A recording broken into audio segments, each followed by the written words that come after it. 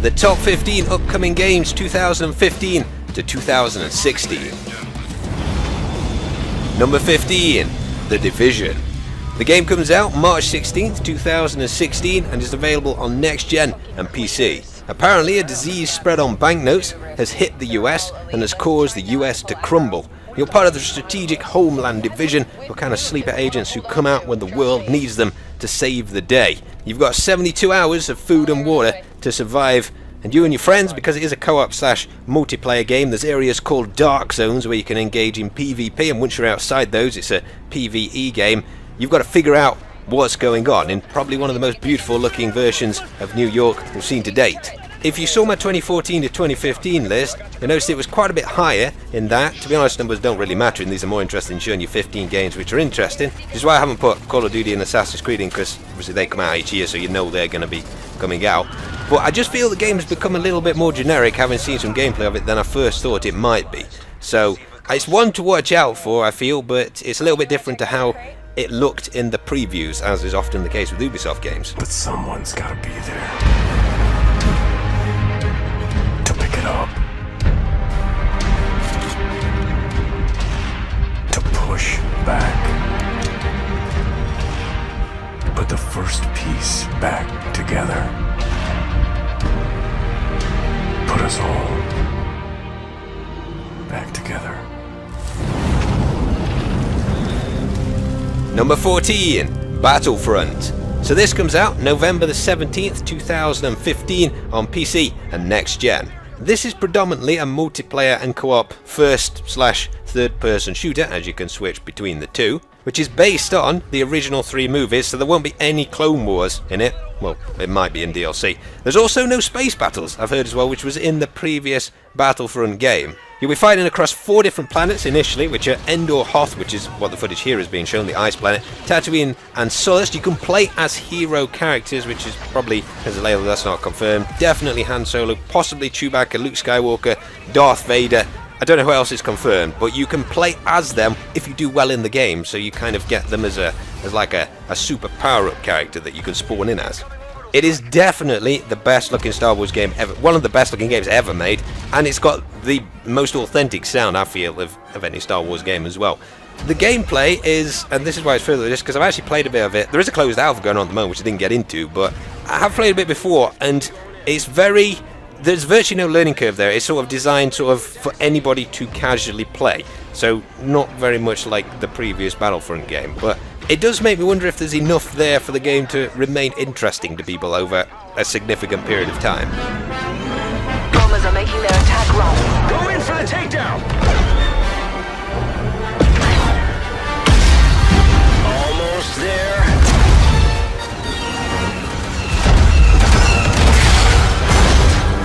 Imperial Walker has been taken out. Yes! Walker down! Number 13, No Man's Sky. This is coming out early 2016 on PC and PlayStation 4. The idea of this game is you explore an infinite universe and your spaceship, where you can fly from the atmosphere all the way down onto the planetary surface, land there, explore, because there's apparently 18 quintillion planets in this game which are randomly generated, and actually planet-sized planets, so you can wander all over the surface, and it'll take you many days to actually explore each planet. Then you can get back in your spaceship, fly up through the atmosphere into a space battle, and the end goal is to gather enough resources to upgrade your ship and weapons to be able to get to the center of the galaxy. But the more damage you do to the planets by gathering resources, killing animals on there, the more likely this alien race called the Sentinels will hunt you down and kill you.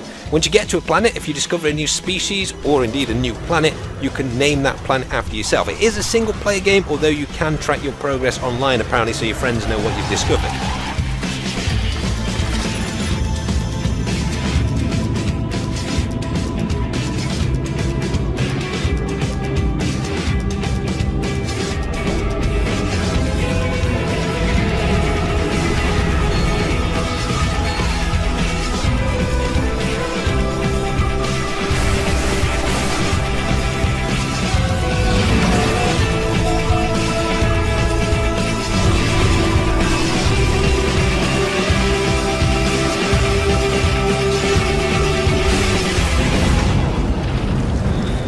Number 12, The Last Guardian.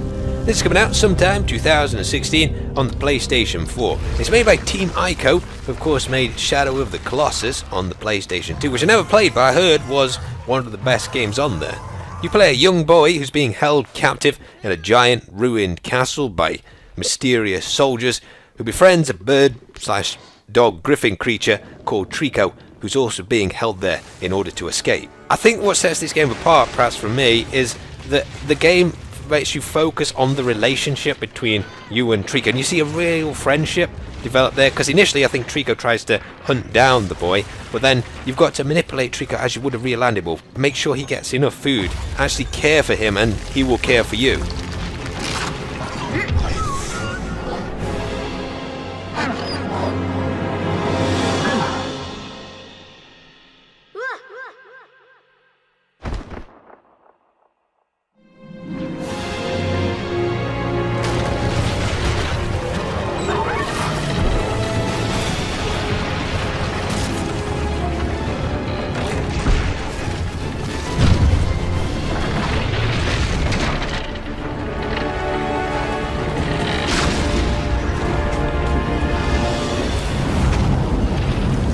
Number 11, Hitman, comes out December the 8th, 2015 on PC and next gen. Once again, you'll be stepping into the shoes of Agent 47, who, despite being bald and having a barcode on his head, has never been discovered. The game is taking the series back to the open world Hitmans, like Blood Money, rather than the very, very linear Hitman Absolution, so you'll be able to go into an area, discover where the bad guy is, and then apparently, and this is reading another article, there were 26 chances they had to kill that bad guy in different ways in 20 minutes of playing the game, so it seems there's going to be a lot of options for taking people out other than stealing guards' codes and sneaking up on them. Mark your own targets and share them with your friends. Challenge a world of assassins.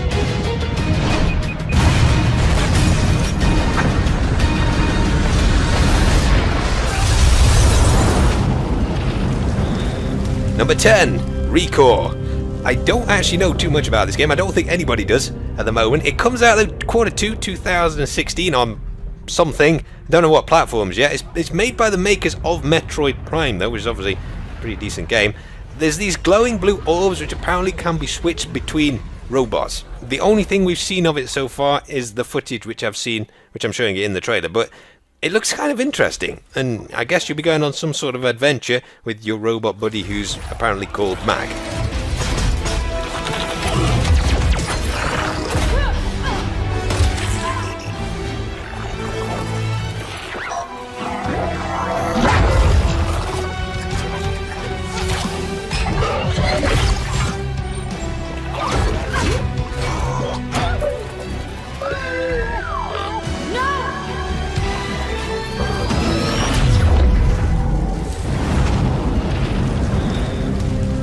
Number 9, Just Cause 3. This comes out 1st of December 2015 on Next Gen and PC.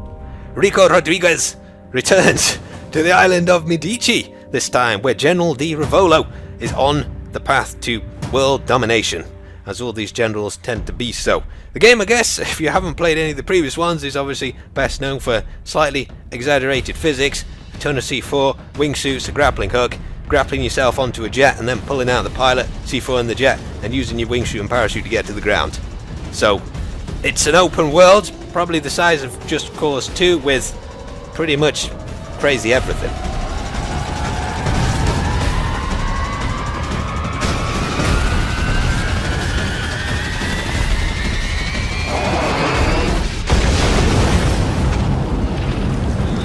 Number 8, For Honor.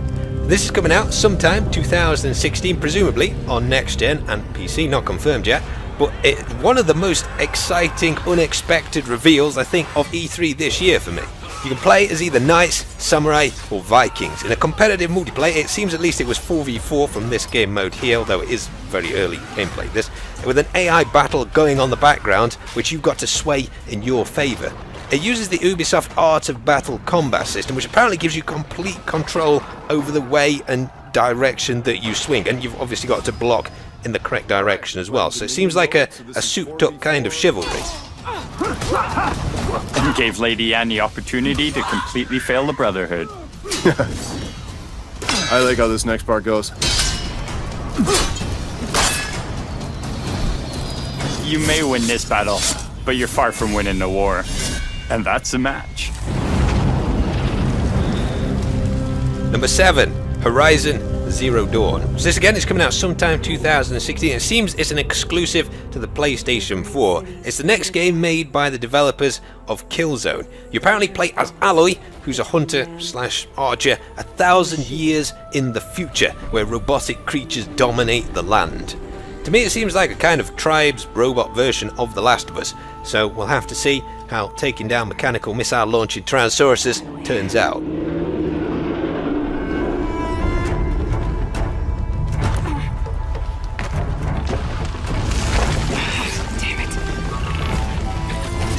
Watcher. Better stay out of sight. Go away. No, you don't. Sorry, little one.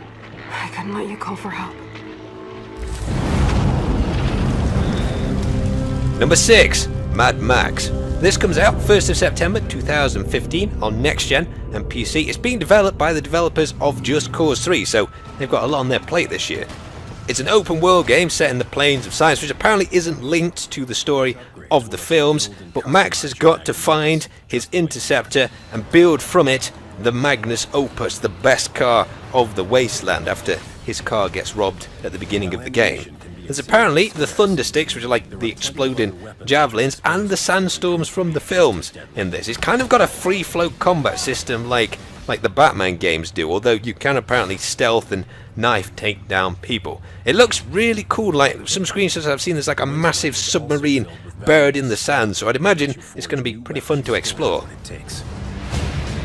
Defeat your enemies and reclaim the life they stole. You will survive. Because you are Max. Number 5, Ghost Recon Wildlands.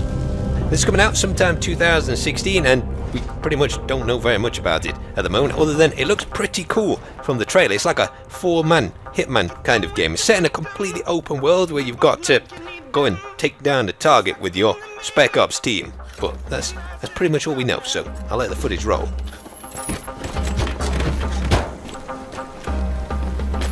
Position.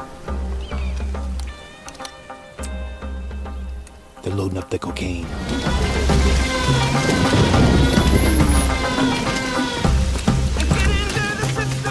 Too hostile. 9 o'clock. All right, we're clear. Careful now. Whitehead is inside.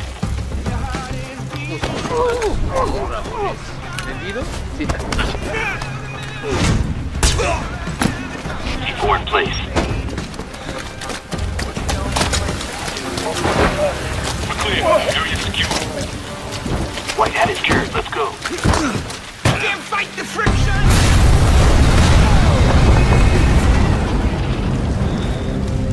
Number 4, Metal Gear Solid Phantom Pain. This comes out 1st of September 2015 on Next Gen and PC. From what I've heard, this is probably going to be the last Metal Gear Solid game. You play as Venom Snake, aka Big Boss, who's voiced by Keith Sutherland. You meet up with your friend, Ocelot, and the story apparently follows on from that in Ground Zero. It's set in 1985, I believe, and you've got to track down those who destroyed the MSF mercenary group at the end of the previous game. You've got a sniper buddy called Quiet to help you out, and you can do some really cool things in this game, like Quiet, you can ask her to shoot off the helmet of an enemy so you can trank them in the head.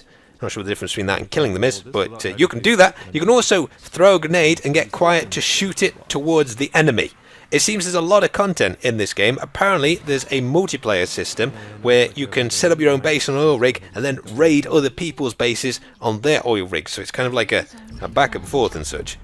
Alright, now all we need to do is escape as quickly as possible, because obviously we don't want to be here when the bombs start dropping, or we will be caught in the blast. So we're not going to bother with stealth at this point, it's just a matter of escaping the base. And we see a vehicle here, which should help us out, so let's go ahead and hijack that.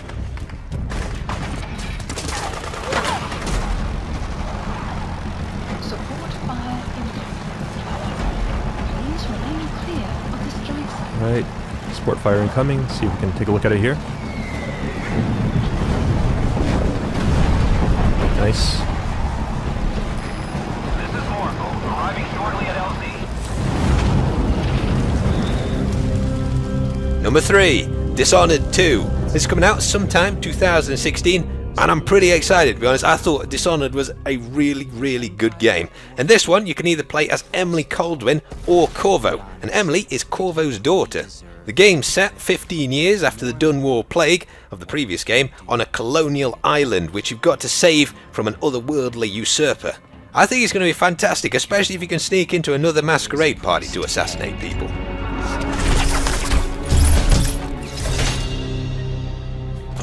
You cover your face, but I know who you are. Emily Caldwin. Nothing is an accident. Everything is in motion. All of it has led you to this exact second in time.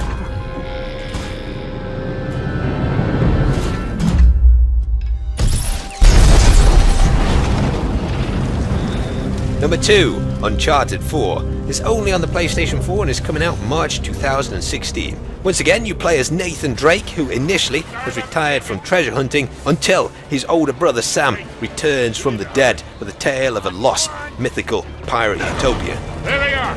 See any way to get to Sam? Not yet. We're running out of road, kid. I know. Nate. Here, take the wheel. What? Be out of your goddamn mind? Yeah, probably. Shit. Yeah. Oh, crap. Number 1, Fallout 4, which amazingly comes out November the 10th, 2015 on PC and next gen. You awake unaged 200 years after a nuclear holocaust sweeps the world, having hidden in a bomb shelter in Boston. The Vault-Tec targeting system of course returns from the previous games, except this time you can use it to defend your own base. You can build up your own structures and protect your own little area of the world whilst progressing through the story. If you don't farm enough food and water, you won't survive. It seems a lot of people think this is going to be Game of the Year 2015, and Bethesda seem to be taking this in their stride since they've let one guy pay for the game with 2,000 bottle caps he's collected since the launch of Fallout 3. Hope you enjoyed the video, guys. You'll have to tell me if you heard of all these games, and I'll see you guys in the next chapter.